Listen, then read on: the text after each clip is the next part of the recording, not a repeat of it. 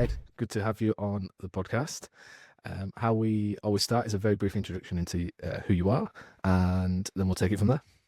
Okay, yeah, I'm Ed or Edward Dark, depending on what you want to call me. I am the CEO and founder of Catsnake, the story agency, and we are a creative agency primarily who focuses on expert storytelling for the charity sector, for the third sector in the UK. But we have done some international charity work as well. But mostly we're based in the UK. Well, we're based in London at Somerset House, and I guess our USP is that we are expert storytellers, but we also are very good at campaign management and all the other stuff that comes with creative agency charity work. Before we dive into a bit more of what the business does now, do you want to take us on a quick tour of your career up until starting the business? Yeah, it's been an interesting life. I'll say that for sure. I don't know how far back to go. I guess I guess I was brought up in a world where there wasn't much money or much food around, and somehow managed to find myself into a career in the film industry, and ended up working on the Harry Potter films at one point, which is so like, I guess the biggest thing I worked on was the three Harry Potter films, which was the Half-Blood Prince and then the last two, the Deathly Hallows. And I worked in the visual effects department, and I was a visual effects coordinator, and I was a tiny cog in a massive, massive machine. And I had enjoyed other film jobs a bit more than that one beforehand, mainly because they were lower budget. I'd worked on a film for New Line Cinema, which was called Inkheart, and a film called 10,000 BC. They were still quite big films, but they weren't on the scale of Harry Potter and the acclaim and praise that comes from the HP world. But I didn't particularly enjoy it, not because of the people or the film itself. The films were, I mean, you can't really, it's a first world problems when you're moaning about working on a Harry Potter film. But I just didn't feel like it was my purpose or what I wanted to be doing. I was moving around digits and in long meetings about what color the Quidditch bleachers should be and things like that. And I wasn't really enjoying it, and there wasn't a huge amount of work to do day to day. I mean, the thing I really enjoyed about it was all the cast and the crew were lovely. It was like a lovely family. Everybody worked really happy on it. It's just the actual work itself I wasn't enjoying. And at the end of Harry Potter, I decided, right, well, actually, before the end of Harry Potter, while I was on Harry Potter, I directed a short film which starred Andrew Scott, who is the hot priest in Fleabag, and he was Moriarty in Sherlock as well, and he's a lovely, lovely man. But he was in a short film I made called Chasing Cotards, and that was an IMAX short film, so it was literally the biggest short film of all time. It's like, actually, in terms of size. And that's what I really enjoyed doing. I loved making that. I loved producing it. It was really hard work, but I did that while having a full-time job on Harry Potter. And I think mainly because I was quite bored and I wanted to I'm not very good at being bored. I like to keep myself busy. So when Harry Potter finished, I decided, you know what? I think I want to try and chase that. I want to try and do that. And the aim then was to direct and do that. So I set up a company. I mean, I'm skipping a bit, but me and my business partner, Stephen Follows, met while making that short film. He was an executive producer on it. And then he very kindly let me share his office for a bit. And his version of the story is that he gave me a free desk and I took over his company. My version of the story is that he gave me a free desk, and then we enjoyed working together so much that we set up a company called Catsnake together. And in the early days, it was Catsnake online videos with a difference was our tagline, and we focused on online videos, and we were making films for brands and we were making films for charities. It was mostly charities, but there were still brands that were making things for Virgin Trains, and Jaguar came a bit later, but there was brand work happening, and Panasonic we made something for. But we also were working with Scope and Friends of the Earth and Compassion in World Farming. And we realized quite early on, and this was still kind of the wild west of the internet, where people were still trying to work out what advertising meant online. And we realized that our stuff was, for want of a better word, going viral. I don't really like the word viral, but it was catching on, let's say, and being shared and doing really well. And we are fundamentally at our hearts geeks and nerds, or as my 13-year-old niece told me, is the word for that now is what is it? It's neeks, a mixture of the word more and geek. Yeah, yeah. I didn't know either. But so the way I describe us is that we're neeks, if I want to stay relevant with the young crowd. But so we went into this, we really deep dived into the social sciences of the whole thing, and read countless books on why our work was going viral and doing really well and other people's work wasn't. And realized very early on that because we're filmmakers, we come from an entertainment first, audience first background, and we were making films that people were enjoying, and then the message or the brand were coming in towards the end, and that was outperforming adverts that people were taking literally from television and just putting them online because. You're competing with everything online. You're competing with cats on skateboards.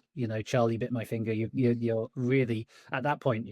There were so many more interesting things to watch online than an advert that people were trying to sell to you. So yeah, and then once we worked out really the mechanics behind it, then we're off to the races. We made a film called The Secrets of Food Marketing with CIWF, which went. I don't know. Is mega viral a phrase? I'll say that again. Is mega viral a phrase? And I don't know if it is, but it had 1 million views very, very fast, and then it went up to 10 million. Today, it's on something like 30 or 40 million across the board, and we had really specifically shaped the narrative and the story of that to be leading the audience to one of the emotions that we'd looked in research led people to share and comment, which was anger. I think I'm jumping ahead to the Catsnake stuff. Is that okay? Yeah, all good. Yeah, keep going. So that film, The Secret of Food Marketing, really, we had celebrities sharing it. Aaron Paul from Breaking Bad was sharing it. Andy McDowell, I don't know if that's cool or not, she was sharing it. The Borg from Star Trek was sharing it. So all the big hitters. Yeah. And it just did really, really well. And it was the first time we realized it was because we'd shaped a story to fit in with the research that we'd done. So I would say at that point we were good storytellers, but after digging deep into the data and the research and the academic papers, I think we were in our rights on the road to becoming expert storytellers at that point, and that was the first proof of it. And then we developed a talk called The Secrets of no, not that was the film.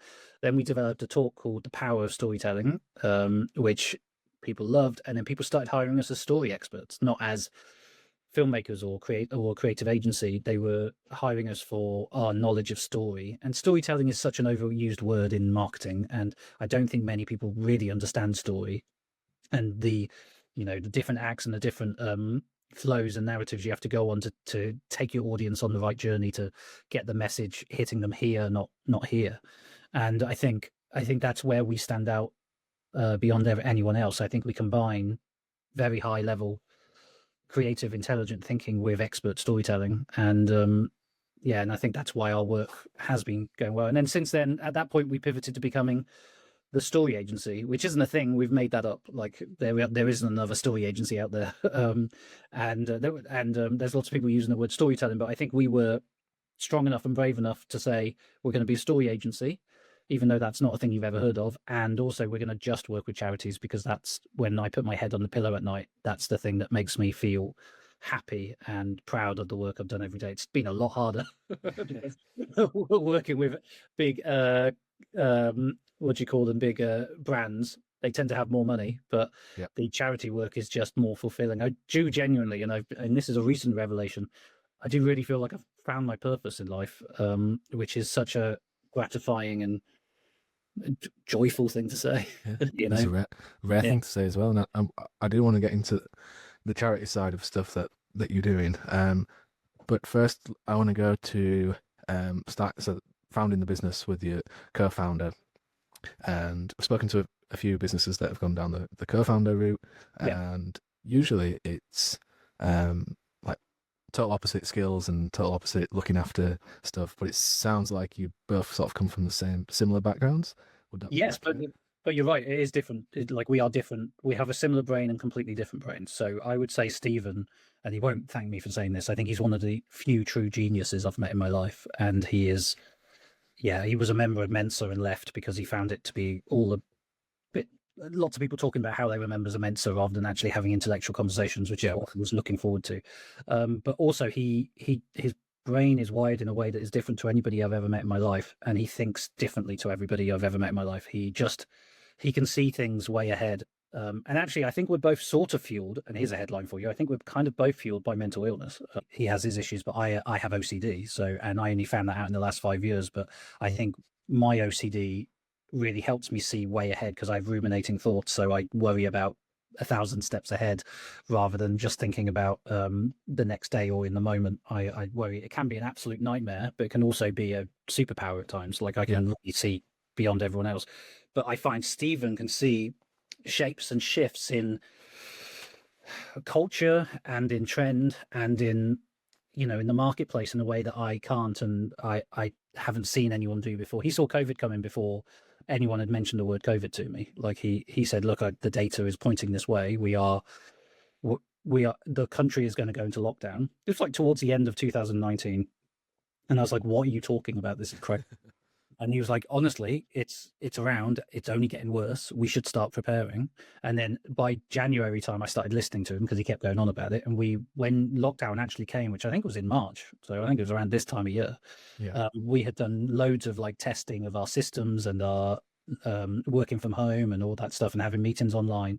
And on the day of the lockdown, we were having one of our scheduled working from home test days, and we were just ready to go immediately. And he was the same with legacy marketing as well. Like, so he saw that legacy was going to be the next big thing in charities, because he found a stat that it was equating to something like a third of income at charities.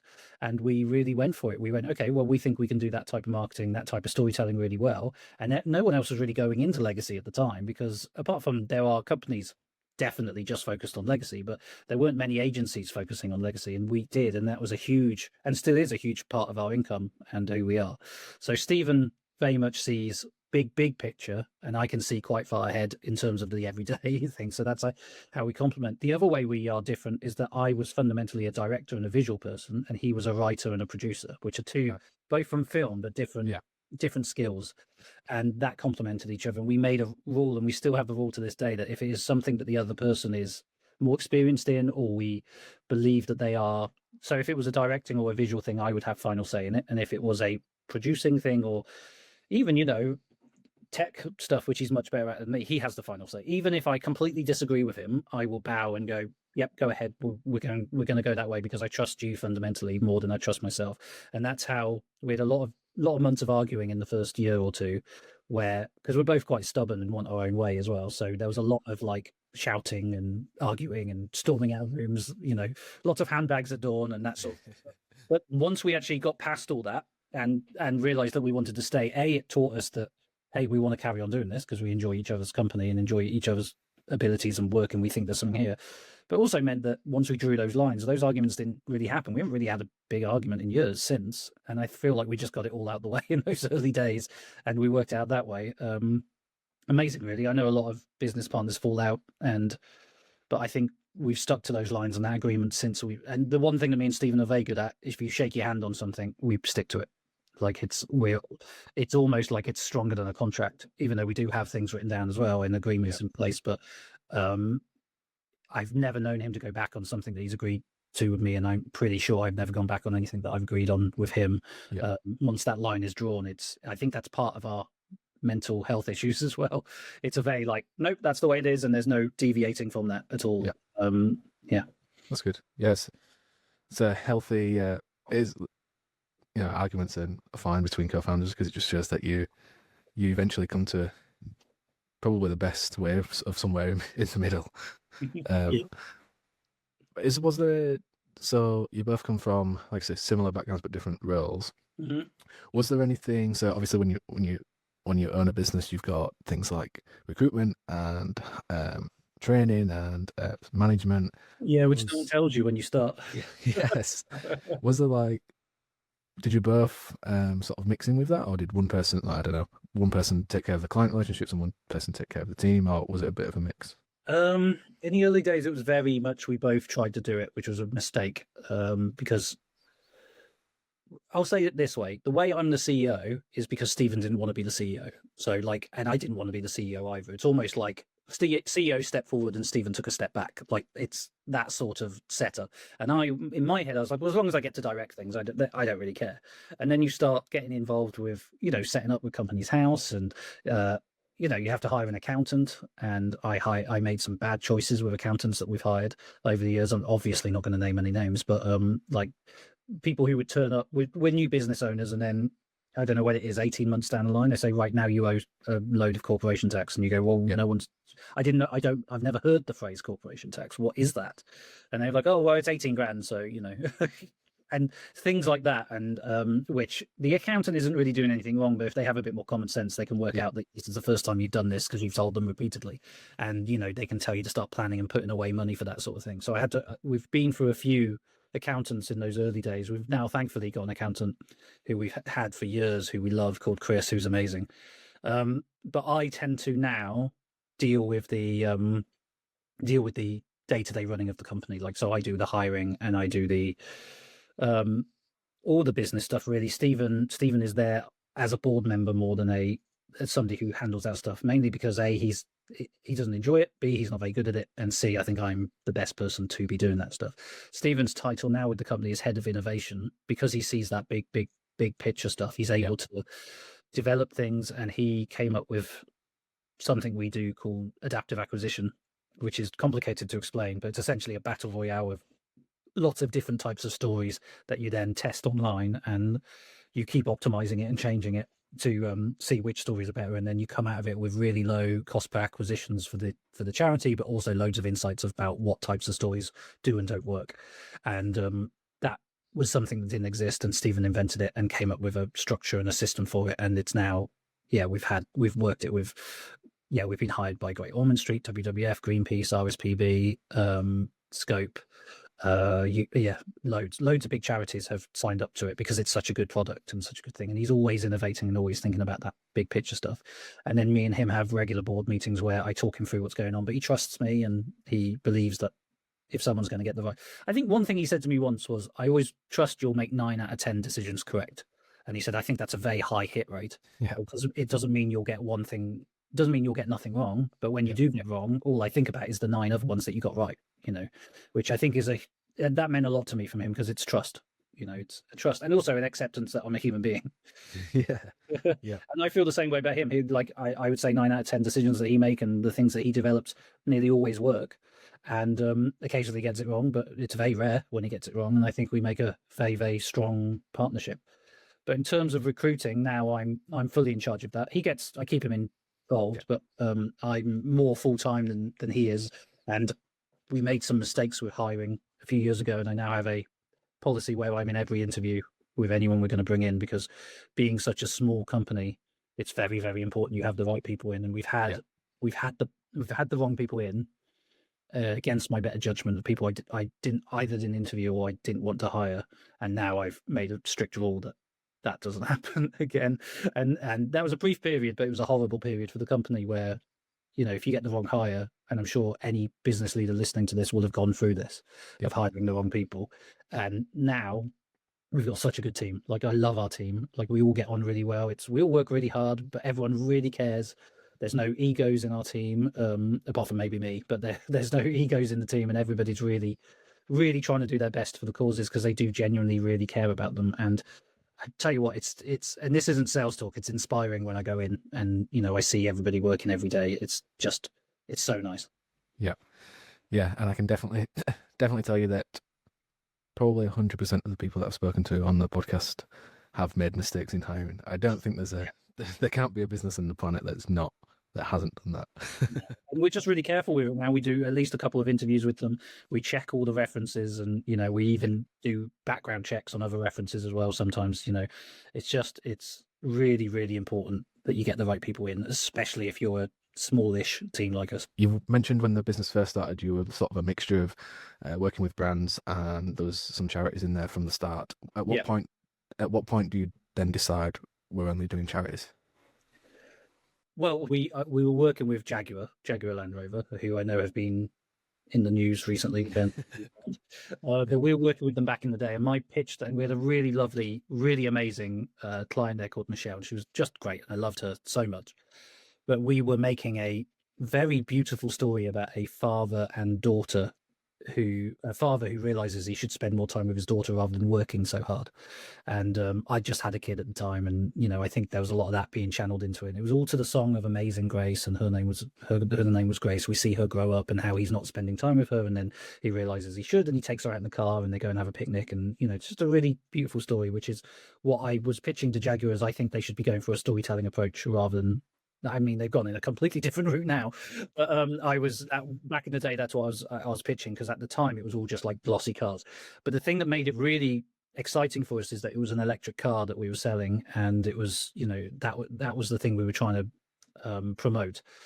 And my memory of it is that the film itself got a standing ovation in the boardroom, and then they liked it so much they changed the car to be a diesel car at the last minute. So they had the edit, and they edited in a diesel car, and it felt a little bit, it was a bit upsetting, to be honest, because, and I think that was the point deep down. We all knew that, like, okay, we want to be doing stuff that's helping the world rather than, because diesel cars are killing the world. They're actively fighting against, our biggest fight right now, which is climate change. And I think that was a blow to the heart. I have no actual issues with the people at Jaguar. I loved everybody we worked with, especially Michelle, who I was saying. There's a lady called Olivia and another great guy called Jonathan there, who, like, they were absolute joy to work with. But I think we knew at that moment we want to be doing things with purpose. We want to be, and also most of our clients at that point, it was about 70-80% charities at that point. So we thought, let's just go the full hog, even though that Jaguar project probably covered about half of our turnover needed for that year. We so it was a brave choice, and around the same time we moved to Somerset House as well, which is this iconic location. So God knows what we were thinking, because we needed money to be paying for the offices we were just moving into. But it worked. I like it's still a struggle day by day, but I wouldn't say that we every business is like this, especially smallish ones. And but we've been going now for 13 years. Since that point, that was 2017, I think. So that's, how many years is that? That's like 7-8 years. Yep. We've been going. We're still standing. We're growing. We're hiring. We're working with so many clients at the moment. It's bonkers, because what we found over the last year, especially in 2024, is that the budgets have all gone down. So you have to take on more projects, and that's how we're covering our overheads, basically. But it means that we're all working on a hell of a lot of projects all at once, but we're managing it and it's going well. We're bringing in extra support to help on some of them and things like that. But it's does that answer your question? I can't quite remember. Yeah. But yeah, and then since we've been working on the charities stuff, it just feels better. It feels good. I feel happy about it. There's no bad taste in the mouth. Like, I've not actually got nothing against cars really. I just don't want to be selling them. Right. So I'm interested to hear then, because I guess the charities that you work with. Well, the first thing that, and you touched on it earlier, is like the budgets that they have, and there's probably been points of where you're thinking, maybe we should take on a different client just to get this revenue up a little bit. At point, whichever business goes through. Yeah. How do you fight the urge of that? It is an urge, but I think I just remember it didn't. I mean, it's difficult when you've got a kid, and you've got a family, and you've got a mortgage, and you've got staff to pay, and and that you're responsible for them paying their rent and their mortgages and feeding their children, and that hangs on my shoulders very heavily, probably more than it should do. But I don't know many business owners that don't have that. It's a big weight of responsibility that I feel, and it causes me all levels of anxiety, especially if a project just gets cancelled or something like that, which does happen. I think the urge is to always try and get more purpose-led work in. One of the things I've been thinking about doing for quite a while now is actually working with B Corps, because they are still brands, but they are helping the world get better. Like, I actually use this toilet paper, which is Who Gives a Crap. I don't know if you've heard of them. No. It's all like sustainable toilet paper and recycled toilet paper, and it's amazing. And their name, Who Gives a Crap, is brilliant. And they are people who are actively helping the world and saving the world, and I want to work with those types. I would be happy to work with those. So that is a place we're exploring going into. But I think if we were to do that, that's what we'd be leaning more towards. But I also think it's good to have a focus. I think one thing we struggled with before actually is that the charities were like, well, are you a charities? And we couldn't work with WWF and Jaguar at the same time. As soon as we finished working with Jaguar, we were hired by WWF, and then there was no sort of like conflict. There was no issues with that. And I think that's really important. And also, one thing I found is that when we changed to charities, we were able to hire better people, like people who could earn a lot more money somewhere else, but have the same goals as us. Where they want to make the world a better place. I know I keep saying it, and I know it sounds sanctimonious and almost bordering on bullshit, but it's true. Like, we all we all could be earning more money than we are at Catsnake, but we choose not to. And I think that's I still don't get me wrong, all people who are interested in working with us, they get paid a decent amount, but it's not pennies. But so don't be put off by Catsnake. We're a good company to work for. But that purpose, I think it means more than money. And there's been all sorts of studies on this. There's what's the book I was reading? Which one was it? The Thinking Fast and Slow. Is that the book? It might be up there somewhere. But anyway, that book, it talks about how actually people aren't motivated by money. They're motivated by what they're doing, and also play is more motivating than money. It turns out, if like people will do jobs if they're fun. So I try and make it fun. I try and make it purposeful, and I try and make it mean something. And that's, I think, again, I can't remember what your question was, but that is what drives the company, and I think that's what drives the team. Yeah, it's good. Yeah, obviously, myself coming from a B2B lead generation background, I'm interested in knowing like how new businesses has come in for you. I guess when you start once you start working with the charities, you probably get a name for yourself, and things come through like referrals and I guess like people moving to different companies and introducing you that way. Have you done any like active business development, or has it all been mostly through like referrals and stuff like that? Yeah, we've done many things over the years. I used to do it all myself for the first few years, and then I realized I couldn't do that, run the company and direct the occasional project and be creatively involved in everything. I was having a nervous breakdown day by day. So we hired Shenley Conley, who is now she was our head of business development. Now she's head of client services. It's same job, but and she is responsible for getting people through the door. But she very much sells us, and she's exceptional at her job. She's very good at her job. And again, anyone looking for recruitment, she's ours. You can't have her. She'll stay with us. But she's amazing. I think most of them, I haven't done the numbers, but I can't remember a charity that hasn't hired us again after working with us once. So I think that's a pretty good sign as well. And word of mouth is definitely it. But we used to do crazy campaigns. We sent pens out to loads of people with "don't go to this website.com" written on it. Right. And then when they went to that website, it was a video about Catsnake and who we were and setting up a meeting. And that was quite successful. I think we had a good like 40% lead rate on that. Like people that got us meetings, and we've sent a booklet out with on the title, it says "Who cares?" and then it's all about how you get your audience to care in charity. So giving them content. That was before content marketing was really a thing. That was back in 2012, 13, something like that. And yeah, we've done all sorts of things. We do talks at events, and we run our own storytelling talks where at Somerset House, where we invite people in.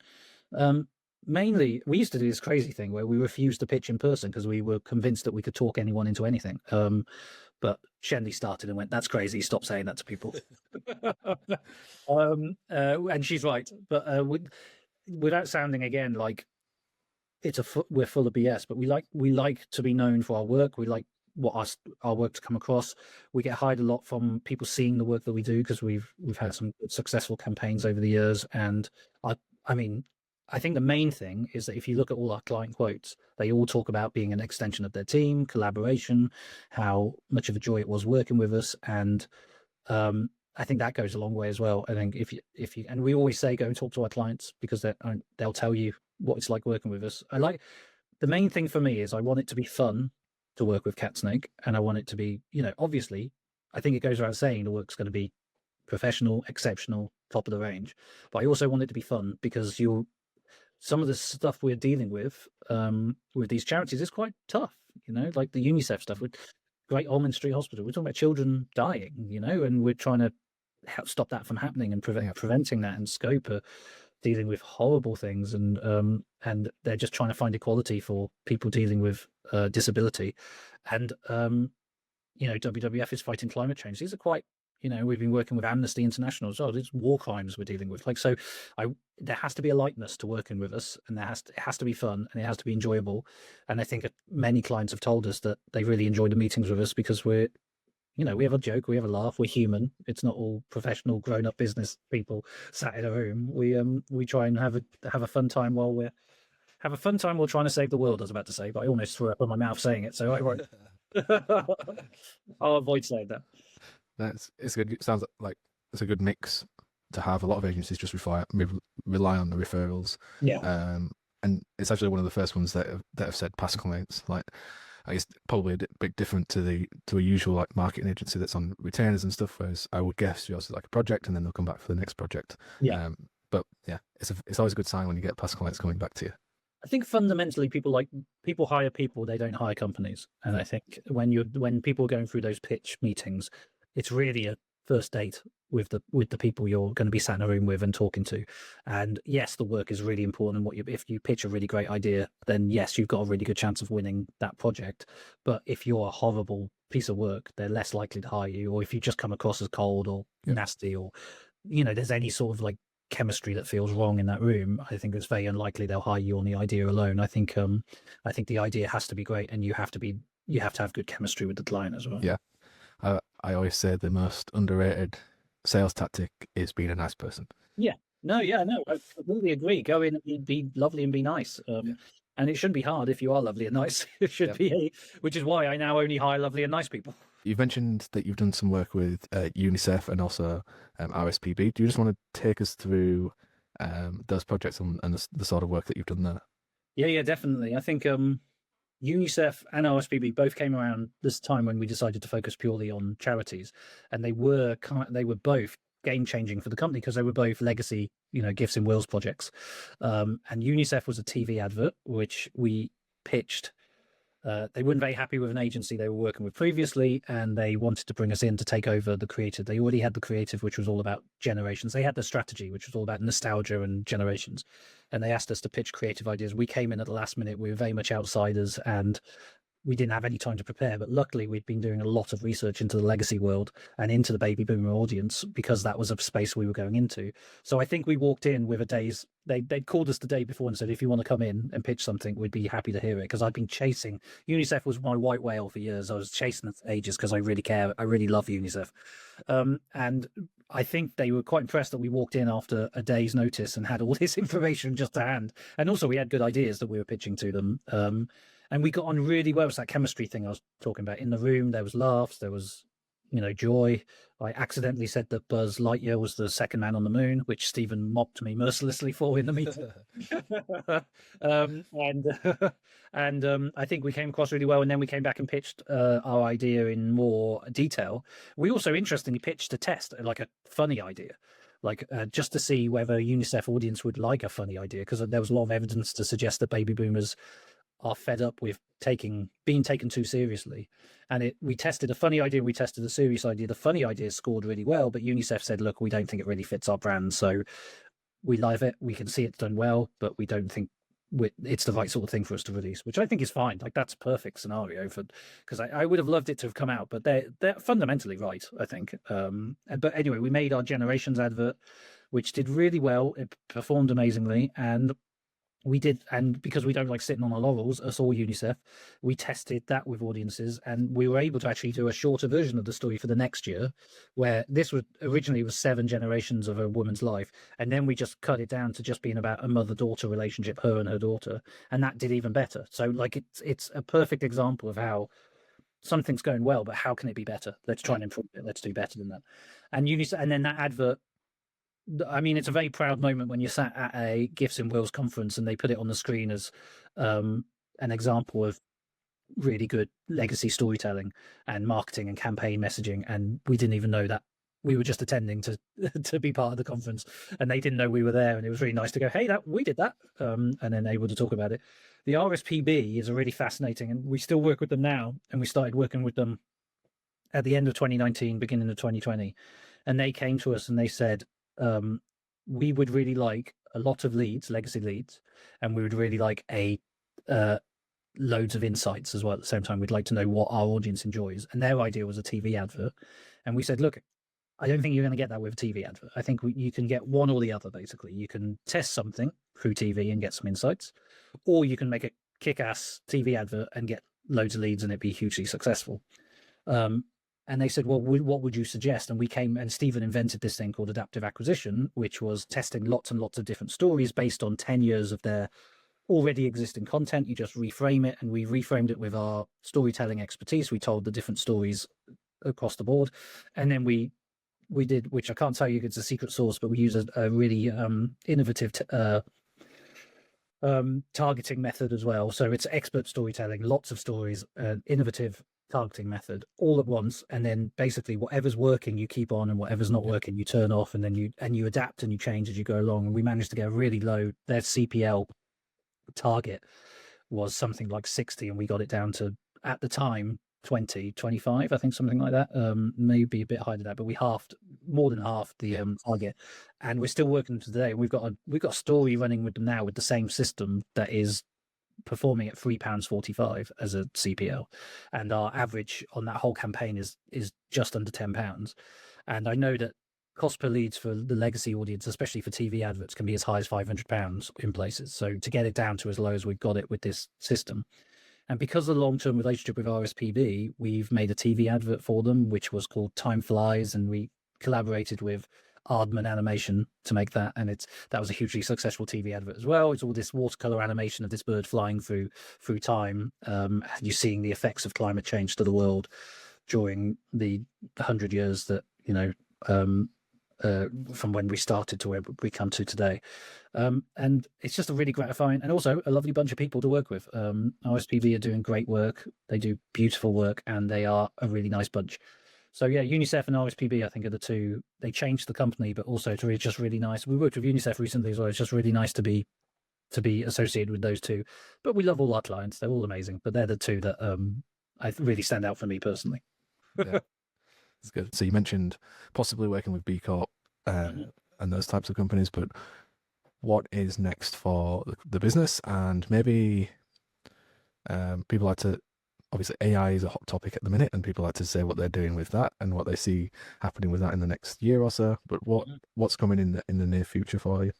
I want to grow the company a little bit, but I want it to be sustainable growth. I want the team to be small but mighty. Is what I'd say. Is I don't want us to become one of those agencies that are 100, 200 people strong. I don't want world domination or anything like that. I just want to grow the company a little bit. Not a lifestyle business. I want growth and I want ambition, but I want to be ambitious in the work we're doing rather than scale of the company and money. I'm not driven by cash. I'm not driven by money. The whole purpose of money in this company is for us to for me to live my life, for the company to pay its overheads, for the staff to get paid how much they're owed and they're due. And and that's all. That's the only point of the money for me, for the company. The ambition for me is the work. I want us to do great work. I want to walk away from this. I want to be on my deathbed thinking I made a difference. And I think if I die tomorrow, I've still made a difference. But I know for a fact that the work we've done has saved a child's life. We've worked with UNICEF, we've worked with Great Ormond Street Hospital, we're working with ActionAid at the moment. There are so many charities we've worked with that help children, and that for me as a father as well just means the world to me. I know that we've helped WWF raise potentially millions in legacy donations, and that's fighting our biggest fight, which is climate change. So for me, the ambition is about growing a little bit. I'd like us to be comfortable, but I don't think any company is comfortable unless you. I was talking at one point about a year or two ago, I was talking about growing the company substantially. And it was pointed out to me that when you get bigger, you still have all the same problems. It's just the numbers are bigger. Yeah. Because you grow you get all those projects, but you hire the people to get those projects. So it's the same as running a business the size we are now. But I feel like the smaller we are, the more focused we can be on the projects we're working on, and the more impact we can make. And we can always hire freelancers in for like a TV advert or a big campaign, which is what we do. But I want to try and keep on top of. I want to know everybody in the company. I want us to all be like friends. I don't say friends. I know that if you describe a company as a family, you should run away from that company as quickly as possible.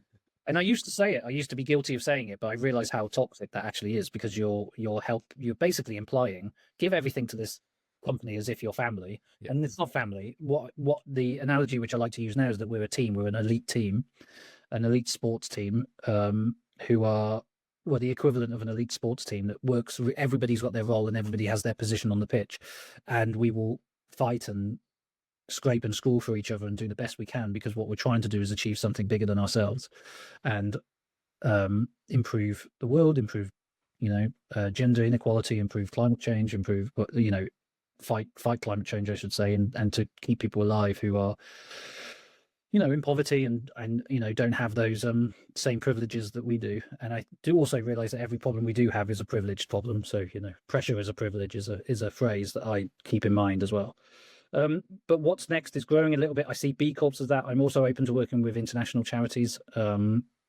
That's fascinating to me. To answer your question on AI, we do use AI, so I'm not afraid to say it, but we Yeah. don't use it for creative ideas because there's two reasons. One, it's really bad at coming up with creative ideas. Like it's just not good. The only thing it is good for is getting the bad ideas out of the way quickly, because that can usually take an hour in a brainstorm. But if you Right. put everything in and all your thoughts and all the strategy you've developed into, oh, I'm going up, all the strategy you've put into the yeah, if you put in all your thoughts and all your strategy and all that into ChatGPT, then it will come up with 10 really bad ideas. And you're like, great, they're all out the way now. We can start having good ideas. And that can speed the process up. But what we do use AI for is for, meeting notes. It's really good for that, which I'm sure after this, you probably put the transcript into this or something into an AI software. We do the same thing as that. We also use it for structuring, for building systems for story creation. So with the adaptive acquisition, which I mentioned earlier, Yeah. we will be coming up with 50 odd stories. And what it will do is come up with good like story categories, which we will then hire writers and creatives, and we will do some in-house as well, where we will come up with the stories. Where I think AI is going is really fascinating for the charity sector, because I think fundamentally people don't want to know that a robot is talking to them. They've done Yep. tests where it was like health GPs where they had people talking to an AI bot and people talking to a human being, and when they were told it was an AI bot, they didn't trust anything that they were being told. And when they were told it was a human being, they trusted everything.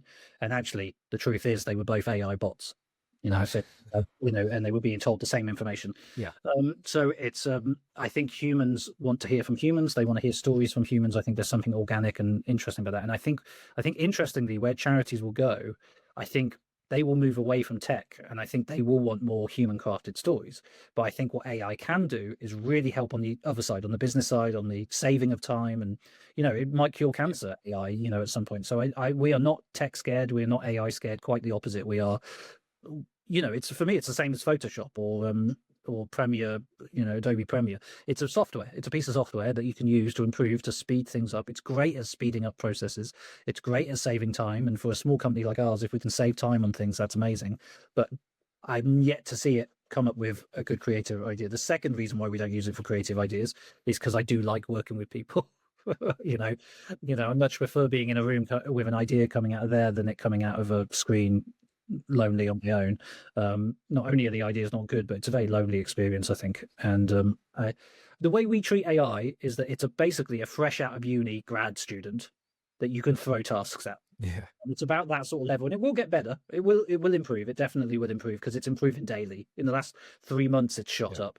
But at the moment, where it is at the moment, is that it's a very good university student who can tidy things up for you, do little tasks, do little things that would normally take you an hour or two, and it can do it in minutes, which is just gold dust for a company like ours. Awesome. Well, Ed, it's really rare to see that somebody has, like I think you said at the very start, like found the purpose of why you do your day to days and what you were meant to do, if you like. Yeah, Um, it really feels that way.